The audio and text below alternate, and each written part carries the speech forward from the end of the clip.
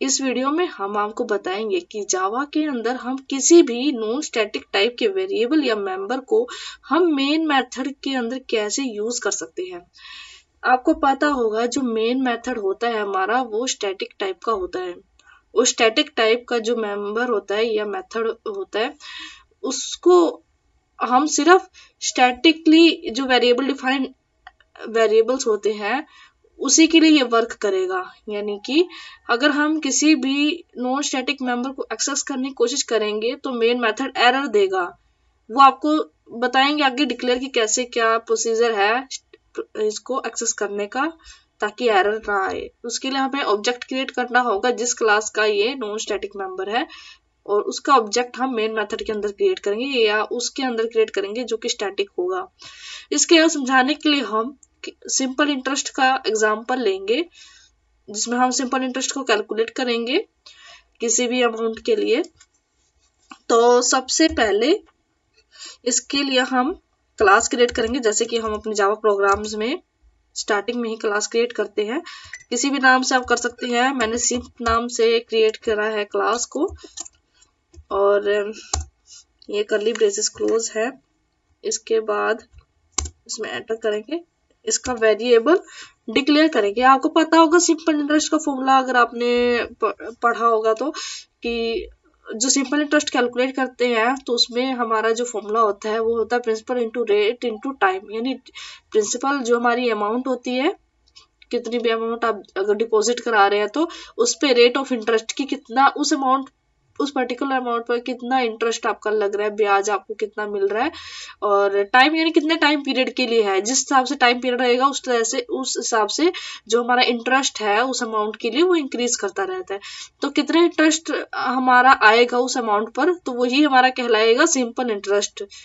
Total amount पे कितना हमारा इंटरेस्ट लगा वो हम निकालेंगे। तो उसके लिए हम वेरिएबल डिफाइन कर लेंगे।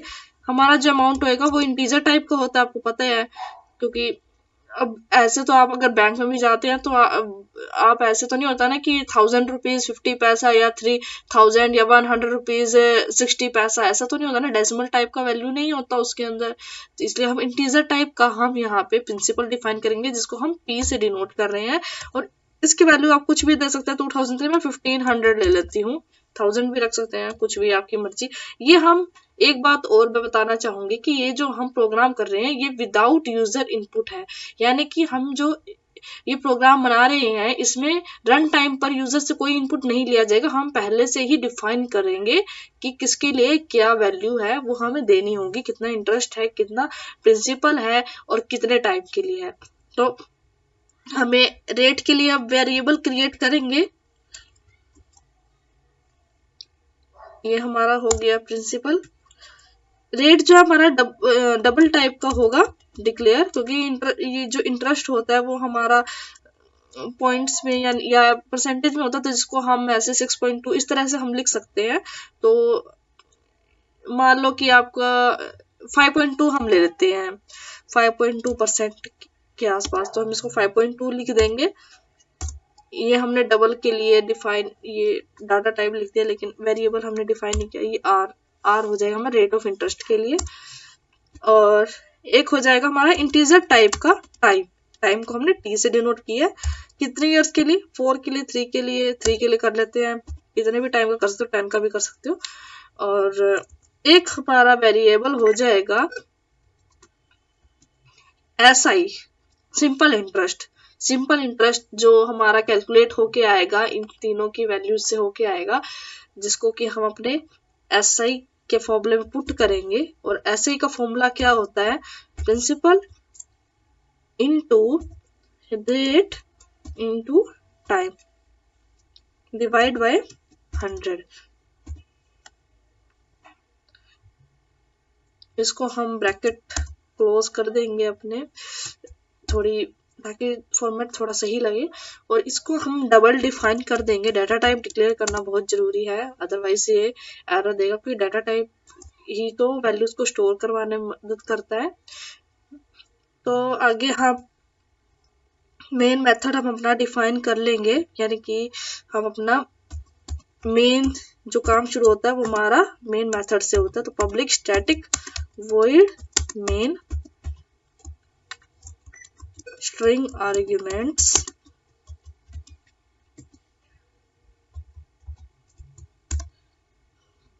और कर्ली ब्रेसेस से हम अपने प्रोग्राम को क्लोज कर देंगे और इसके अंदर हम अपनी बाकी कोडिंग करेंगे।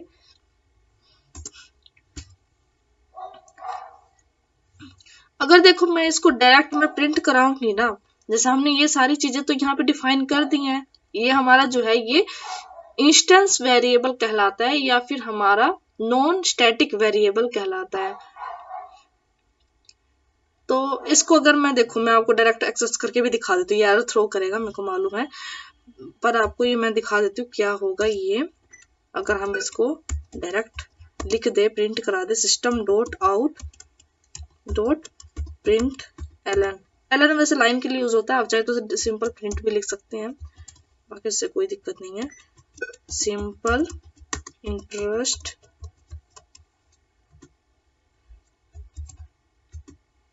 यहाँ पे हम कैनकैटिनेशन का साइन देंगे, रिजल्ट को प्रिंट कराएंगे जो कि हमारा एसआई के अंदर है, ब्रैकेट क्लोज, एंड इसको रन करेंगे। पहले सेव करेंगे इसको, सबसे पहले इसको थोड़ा फॉर्मेट सही करते हैं, थोड़ा नीचे कर देते हैं। अब इसको हम सेव कर लेंगे। ये हमारा डेस्कटॉप लोकेशन पर है, किसी भी लोकेशन में आप सेव कर सकते हैं। आपको अगर आप CMD में उस लोकेशन पे नहीं है तो आपको वो लोकेशन देनी पड़ेगी, चेंज करनी होगी। अदरवाइज अगर आप उसी लोकेशन में है तो कोई दिक्कत नहीं। बाकी हम इसको सेव कर लेते हैं अपने क्लास नेम से, जो कि हमारा सिंप नाम से है .java।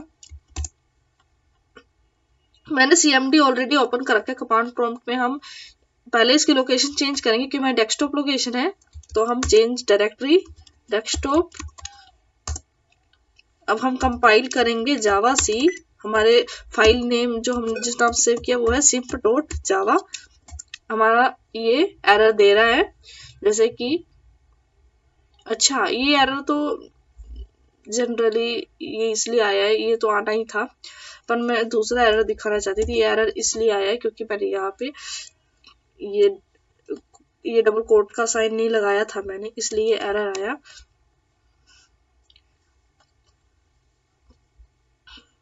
तो अब हम अपने डेस्कटॉप डायरेक्टरी में ही है, तो हम इसको कंपाइल करेंगे सिंपली अपने फाइल का नेम simp.java।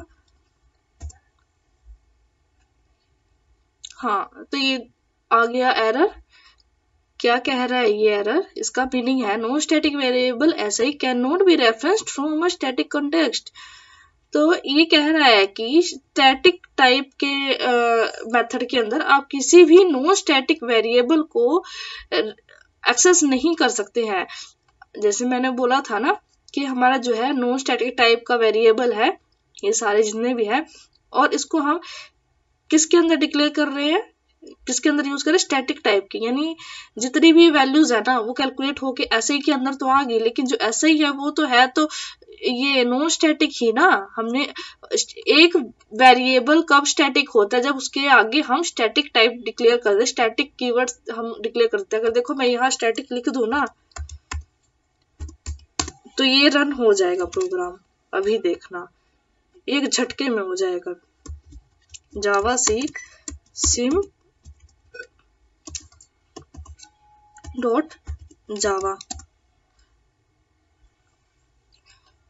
अच्छा, ये पता है क्यों नहीं रन हुआ है? क्योंकि ये देखो, अच्छी बात है ये एरर आया, इससे आपको मैं ये बात बताना भूल गई थी, इसका हमें ऑब्जेक्ट क्रिएट करने की जरूरत तो नहीं पड़नी चाहिए थी। इसके लिए ये एरर क्यों आया, एक मिनट, इसके पहले हम देखते हैं एरर पे क्या है। Error can not be referenced from a static context, ये एरर इन सब के लिए आया है। अच्छा, मतलब ये इसको भी काउंट कर ही रहा है, यानी कि हमें ऑब्जेक्ट क्रिएट करना पड़ेगा। इसमें जो वैल्यूज कैलकुलेट होंगी वो डायरेक्ट हम एक्सेस नहीं कर सकते हैं, चाहे ये स्टैटिक ही क्यों ना हो, यानी कि इनको भी उस टाइप का होना जरूरी है। अगर ये सिंपल, अगर हम इसको स्टैटिक बनाते ना और हम सीधा टी को लेते, अगर देखो मान लो कि हम सिर्फ हम ये पता करना होता कि हमारे पास अमाउंट कितनी है, हम सीधा इसको प्रिंट कराना चाहते, इसको मैं जैसे मान लो लिख देती हूँ स्टैटिक इंट पी, और मैं यहाँ पे ना सिर्फ पी को प्रिंट कराती ना अपने अमाउंट को, तो ये हो जाता रन। देखो जावा सी सिम्प डॉट जावा, ये हमारा कंपाइल हो चुका है। अगर देखो मैं ये देखना, अभी ये प्रिंट हो जाएगा, ये हमारा आगे सिंपल, ये सिंपल इंटरेस्ट, ये इसको इस पे ध्यान मत देना, सॉरी ये मैं चेंज नहीं किया। बाकी आप इस चीज पे ध्यान दो कि मतलब जो प्रिंसिपल था वो ये हमारा डायरेक्टली एक्सेस हो गया स्टैटिक मैंने डिक्लेयर किया तो। लेकिन जब मैंने इसको स्टैटिक बनाया जिसके अंदर की ये फॉर्मूलेस, ये जो वैल्यूज थी ये इसके अंदर कैलकुलेट हुई, और इसको मैंने स्टैटिक बनाया, तो ये यहाँ पे प्रिंट नहीं हुआ ऐसा ही। ये इसलिए नहीं हुआ क्योंकि ये हम स्टैटिक के अंदर हम नॉन स्टैटिक टाइप के वेरिएबल को एक्सेस कर रहे थे। जैसे इसके अंदर ये स्टैटिक डिक्लेयर है ना, इसके अंदर ये सारी वैल्यूज प्रिंट कैलकुलेट होकर प्रिंट नहीं हो रही थी ऐसे की वैल्यू, जब ये स्टैटिक नहीं था। तो इसी तरह से ये भी स्टैटिक टाइप का हमने जब डिक्लेयर किया तो ये जो वेरिएबल्स थे वो नॉन स्टैटिक टाइप के थे। अभी तो ये हमने इंट पी को हमने स्टैटिक बना रखा तो इसलिए रन हो गया, लेकिन जब ये हमारा स्टैटिक नहीं था और हमने इस ऐसे को स्टैटिक बना दिया ना, तो ये वही बात हो गई। जैसे हम इसमें एक्सेस करने की कोशिश करते तो ये एरर दे रहा था ना, उसी तरह से जब हमने इसको स्टैटिक बनाया तो ये स्टैटिक टाइप का जो ये मेंबर है, ये वेरिएबल है, वो नॉन स्टैटिक की वैल्यूज को कैसे एक्सेप्ट करेगा। तो इसी कारण ये एरर आया। तो हम इसको ऐसे स्टैटिक नहीं बना सकते। उसके लिए हमें क्या करना होगा कि हम मेन मेथड में एक्सेस कर पाए, उसके लिए हमें ये करना होगा कि जो हमारी सिम्प टाइप की जो क्लास है उसका हमें ऑब्जेक्ट क्रिएट करना होगा मेन मेथड के अंदर। हमें कराना है ऐसा ही कोई प्रिंट, ये हम बाद में प्रिंट करा लेंगे, अब इसको ऐसे ही छोड़ देते हैं। अब इसको हम क्या करेंगे, इसको थोड़ा फॉर्मेट सही कर देते हैं।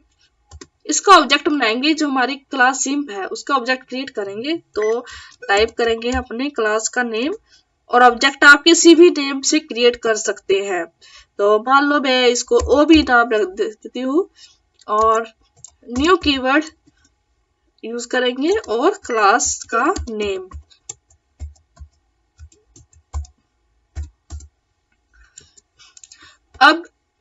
अब क्या करेंगे, वैसे देखो अगर ये आप ये फॉर्मूला यहाँ ना लिख के यहाँ लिखते ना, तो आपको इन तीनों के लिए ही ऑब्जेक्ट रेफरेंस आपको, मतलब मेरा मतलब है कि आपको इन तीनों के लिए ऑब्जेक्ट से आप इन वेरिएबल्स को एक्सेस करना पड़ता।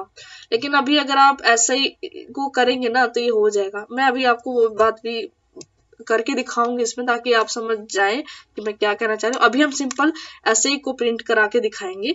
तो इसके लिए ob.si, इसको हम एक वेरिएबल के लिए स्टोर करा लेंगे, यानी कि इसके जरिए ये क्या काम कर रहा है कि ये हमने जो ऑब्जेक्ट बनाया ना इसकी मदद से हम इसकी वैल्यू को एक्सेस कर पा रहे हैं, और इन सब की इनकी वैल्यू नहीं, सॉरी इनकी वैल्यू की हम ऐसे ही का फॉर्मूला हमने डिफाइन कर रखा ऑलरेडी। तो ये तो कैलकुलेट तो यहीं पे हो जाएगा, रिजल्ट तो यहीं हो जाएगा, लेकिन इसके रिजल्ट को हम यहाँ नहीं एक्सेस कर पा रहे ना। तो इसका जो रिजल्ट है ना, हमने ऑब्जेक्ट की मदद से इसके रिजल्ट को लिया और उसको हमने एक डबल डाटा टाइप के वेरिएबल, हम इसका नाम देते हैं सिंपल टाइप के वेरिएबल के अंदर हमने इसकी वैल्यू को स्टोर करा दिया ऑब्जेक्ट की हेल्प से। ये डॉट ऑपरेटर इसीलिए यूज हुआ है ताकि हम इसको एक्सेस कर पाए, इसीलिए ऑब्जेक्ट बनाते हम, ये ऐसे ही को एक्सेस कर पाए ऑब्जेक्ट की मदद से। तो इसके अंदर स्टोर हो गई ये सिंपल के अंदर ये जो सिंपल इंटरेस्ट का रिजल्ट होगा ना वो इसके अंदर स्टोर हो गया। और अगर हम इसको प्रिंट कराएंगे ना, अब कंकैटिनेशन का साइन देंगे हम और लिखेंगे सिंपल, और इसको सेव करने के बाद रन करेंगे हम जावा सी सिम्प डॉट जावा। ये हमारा सक्सेसफुली कंपाइल हो चुके हैं। अब लिखेंगे जावा, क्लास नेम है हमारा सिम्प, और ये देखो सिंपल इंटरेस्ट आ गया हमारा 234, यानी कि एक अमाउंट पर जो हमारे अमाउंट डिफाइन है उस पर हमारा 234 रुपीज का इंटरेस्ट मिलेगा। तो ये हमारा आंसर था। और इसमें आप देख सकते हैं कि जब हमने यहाँ पे इसको स्टैटिक डिफाइन किया, वैसे ये अगर सिंपल इसके अंदर कोई पर्टिकुलर वैल्यू होती है ना, जैसे इंट पी को एक्सेस किया, इस तरह से अगर इसने इस नॉन स्टैटिक वाली वैल्यू को ना लिया होता ना तो ये हो जाता अगर हम इसको स्टैटिक डिक्लेयर करते, लेकिन नहीं हुआ क्योंकि ये नॉन स्टैटिक मेंबर को एक्सेस नहीं कर सकता ना स्टैटिक टाइप। लेकिन जब हमने इसका ऑब्जेक्ट क्रिएट कर दिया तो ये अब रिजल्ट हमें दे रहा है। ये जो डबल सिंपल डिफाइन के लिए हमने एक न्यू वेरिएबल क्रिएट किया है ताकि जो एक नॉन स्टैटिक टाइप के जो वेरिएबल है ना ऑब्जेक्ट की मदद से जो इनका रिजल्ट है वो इसके अंदर स्टोर हो जाए। तो हमने नया वेरिएबल क्रिएट किया है स्टैटिक के अंदर, ऑब्जेक्ट पहले क्रिएट किया हमने, जो हमारा इंस्टेंस वेरिएबल या नॉन स्टैटिक टाइप का वेरिएबल है उसकी जो वैल्यूज थी हमने उसको एक नए वेरिएबल में स्टोर करा दिया जो कि ये मेन मेथड का एक वेरिएबल है। और उसको हमने जब इसके अंदर ये वैल्यू आ गई तो हमने उसको प्रिंट करा दिया। ये सिंपल सा प्रोग्राम था जिसमें हमने कोई यूजर से इनपुट नहीं लिया और साथ ही साथ ये हमने एग्जाम्पल दिया है किसी भी नॉन स्टैटिक या इंस्टेंस वेरिएबल को हम मेन मेथड के अंदर कैसे एक्सेस कर सकते हैं। एक बात मैं जो आपको और बताना चाह रही थी, अगर मान लो ये फॉर्मूला, मान लो हमने सिर्फ ऊपर वेरिएबल डिफाइन किए होते और ये यहाँ ना हो करके ये यहाँ पर होता, मान लो कि हमने मेन मेथड के अंदर ये कैलकुलेट किया होता,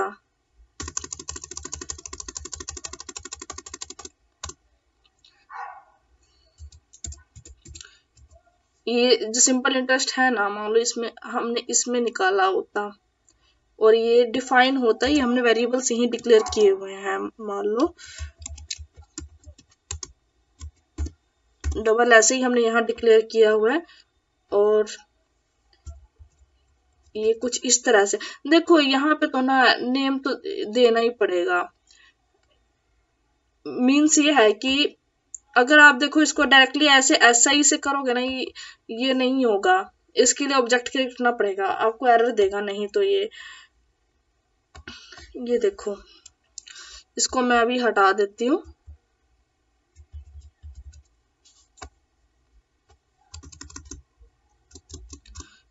ये इसके अंदर ऐसे डिफाइन है ना और इसको हम SI रहने देते हैं, ये एरर देगा तब भी।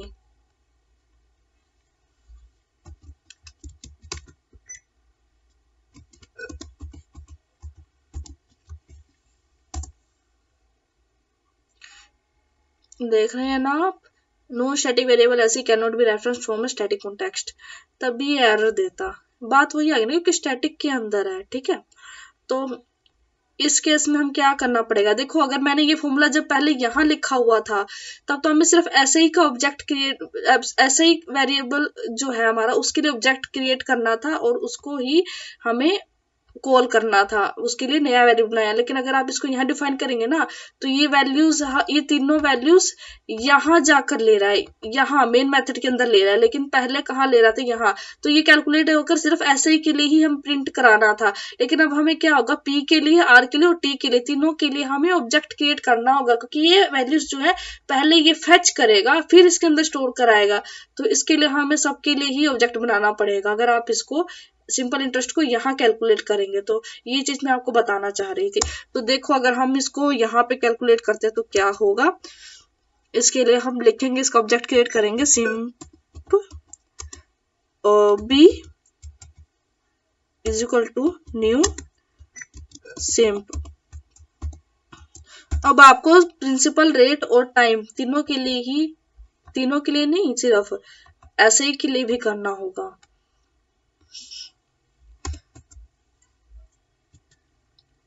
और इसको लिख दिया OB.P, इसका इन टाइप का है ना, ये मान लो इसको P भी दे सकते हैं आप, कुछ भी सेम रखेंगे तो अच्छा है, आपको थोड़ा इजी रहेगा। यहाँ पे आपको PR, अगर आप जो यहाँ पे वेरिएबल, ये जो वेरिएबल डिफाइन कर रहे हैं ना वही वेरिएबल आपको लिखना पड़ेगा। अगर यहाँ पे P है तो यहाँ पे P ही लिखना होगा। जैसे मान लो मैं यहाँ पे PR लिख देती हूँ तो आपको यहाँ पे भी PR लिखना होगा, वो आगे देखेंगे। और मान लो मैंने इसको PR दे दिया, P भी रखते तो भी कोई दिक्कत नहीं थी। और हमारा एक डबल R है, वो हमें डाटा टाइप भी डिक्लेयर करना होगा, उसी टाइप की वेरिएबल में हम इसकी वैल्यू को स्टोर करा रहे हैं ना, जिस टाइप की वैल्यू फेच हुई ऑब्जेक्ट के जरिए ये इंट टाइप की, तो इंट टाइप का वेरिएबल हमने बना लिया मेन मेथड के अंदर, इसके अंदर स्टोर हो जाएगी ये p की वैल्यू, और जब प्रिंट कराएंगे तो यहाँ प्रिंट भी हो जाएगी। और डबल टाइप की ये जो वेरिएबल है r, हम यहाँ पे मान लो रेट लिख देते हैं, कुछ भी नाम दे सकते हैं, इज इक्वल टू ob.r। इसी तरह से इसका भी हमने एक्सेस करेंगे, और int time is equal to ob.t, और है हमारा double si is equal to ob.si। ये हमारे 4 वेरिएबल्स क्रिएट हो गए हैं, मतलब वेरिएबल्स पे हमने स्टोर ये एक्सेस कर सकता है ये वैल्यू, और इसका नाम भी यहाँ पे हम डबल ही रखेंगे। देख लेते हैं, अगर डबल नहीं रखते तो ये होता है यानी, बाकी इसका नेम तो हमें चेंज करना पड़ेगा, डायरेक्ट ऐसे एक्सेस नहीं कर सकते। डबल सिंपल इसका नाम रख देते हैं, ऐसे ही भी रख देंगे, कोई दिक्कत नहीं है। चलो देख लेते हैं एक बार इसका हम, ये हमारा हो जाएगा PR। अगर आप यहाँ पे जो नेम यहाँ दे रहे हैं ना, अगर ऐसे ही रख रहे हैं तो ये ऐसे ही रहेगा, अगर यहाँ पे सिंपल अगर या आप कुछ और यहाँ पे नेम दे रहे तो वो नेम यहाँ आएगा। तो इस लेकिन अभी ये ऐसा ही है, तो फिर इसीलिए हमने इसको भी ऐसा ही रखा। तो इसको हम दे देंगे रेट, और इसको दे देंगे हम टाइम, इसको सेव करेंगे, देखते हैं कि ये हमारा प्रोग्राम रन करेगा या नहीं। इसको कंपाइल करेंगे जावा सी से, और ये जो हमारी फाइल सेव थी simp.java के नाम से, ये हमारा सक्सेसफुली कंपाइल हो चुका है। अब रन कर देते हैं इसको, जावा सिंप। ये हमारा सिंपल इंटरेस्ट कैलकुलेट होके आगे 234। तो ये भी एक तरीका है, आप कर सकते हैं इसको ऐसे भी, चाहे आप यहाँ डबल ना लगाए कोई दिक्कत नहीं, क्योंकि हमने यहाँ पे डिक्लेयर कर दिया है तो इसलिए कोई दिक्कत नहीं है। तो ये था हमारा प्रोग्राम, जिसमें हमने आपको बताया कि मेन मेथड के अंदर हम किसी भी इंस्टेंस वेरिएबल या नॉन स्टैटिक टाइप के वेरिएबल को कैसे एक्सेस कर सकते हैं। और वो इसके लिए हमने सिंपल इंटरेस्ट का एग्जांपल लिया, जिसमें यूजर से कोई इनपुट नहीं दिया गया था।